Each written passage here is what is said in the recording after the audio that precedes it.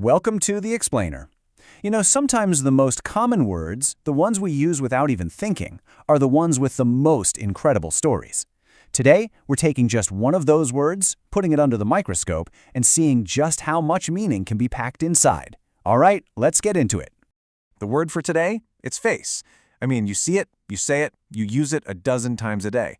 But have you ever stopped to think about all the different jobs this one little word is doing in our language? That's what we're going to do. We're going to break it down.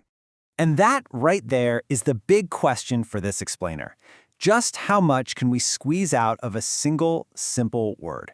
We're about to go on a little journey to explore the absolute depth and versatility hiding behind these four letters.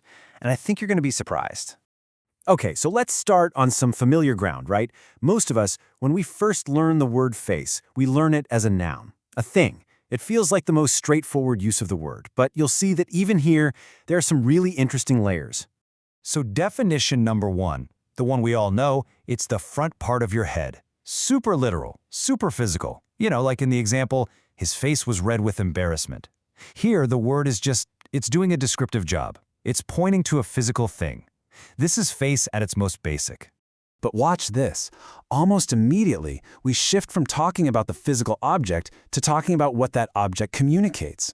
See, a face isn't just a part of the head, it's also the expression it's making. So when someone makes a face, they're actually using it to show you how they feel. And just like that, boom, we've added a whole new layer of meaning. And then we get this, which I think is just brilliant because it shows how flexible this word is. We've gone from biology to emotion, and now we're jumping straight into geometry. A cube has 6 faces, a dodecahedron has 12. It's the exact same word, but the context has made it totally abstract. We're talking about a flat surface now. That is some incredible range for just a simple noun, right? Okay, so we've looked at what a face is, but what happens when we make it into an action, when we turn it into a verb? Well, let's explore that, because this is where the meaning really starts to evolve. And, just like we saw with the noun, the verb starts out in the physical world. For one thing to face another, it just means its front is pointed towards it. The store faces the bank. Simple as that.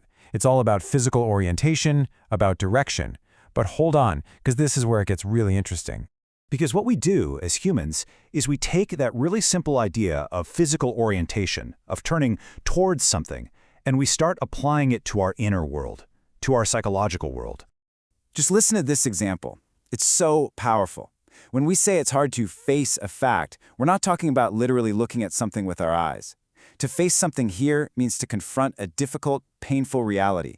It means turning your mind, your heart, towards a truth that you'd probably much rather avoid. And that's the whole journey, right there. The meaning travels from a very simple physical act, pointing towards something, all the way to a really complex and challenging psychological one, confronting something. It's a metaphor that's so deep in our language, we don't even think of it as a metaphor anymore. You know, to really understand a word this rich, looking at definitions alone isn't enough. You gotta see who it hangs out with, its synonyms, and you gotta see what it's up against, its antonyms.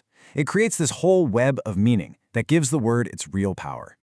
Oh, this is perfect. Look at this. On the left, when you face something, you confront it, you tackle it, you deal with it. These are all words of action, of engagement. But then look at the other side, the opposites. You avoid, you shun, you dodge, you escape. It's that tension, that contrast between the two that gives the verb to face all of its punch.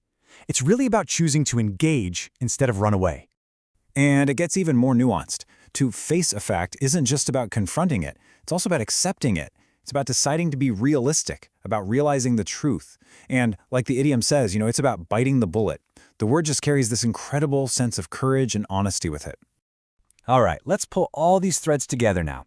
We've seen face as a body part, as an expression, as a geometric side, a direction, and even an act of mental courage. So, what does this all mean? It means that this one tiny, simple-sounding word is basically a whole universe of meaning. It connects the physical world we live in to our most complicated emotions and intellectual challenges, and it does it seamlessly. And this brings us to the big takeaway from all of this. So what's with the number 850? Well, it turns out that our word face is on the basic English list. That's a core vocabulary of just 850 words that were very carefully chosen because they are powerful enough to express almost any idea you can think of. And that, right there, is the crucial point. A basic vocabulary is not a limited one. It's the exact opposite. Words like face get chosen for lists like this because they are unbelievably powerful and versatile tools. They're like a Swiss Army knife. You can bend them, you can stretch them, and you can apply them in countless situations, from the most literal to the most deeply metaphorical. So the next time you hear a simple everyday word, maybe just pause for a second.